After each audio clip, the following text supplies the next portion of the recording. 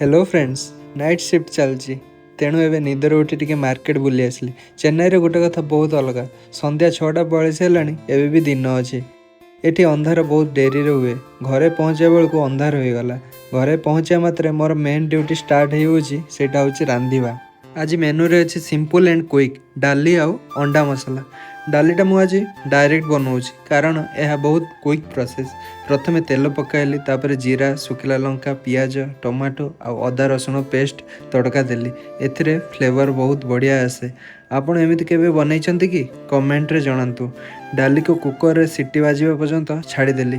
सेही समय रे मो भात भी बनिकी रेडी है। एबे पाली अंडार। प्रथमे अंडा को फ्राए करी काढ़ीदेली। सेही पैन ले पुणी जीरा, पियाज, काश्मीर चिली पाउडर, अदा रसुण पेस्ट आउ टमाटो पकाइली। मसला रे हळदी, धनिया पाउडर, लूण आउ टिके चिकेन मसला पाउडर पकाइली बढ़िया टेस्ट पाई। अंडा और आलू को मसला रे भल भाव मिसाई देली। सेपटे मोर डाली भी बनिकी रेडी होइतिला।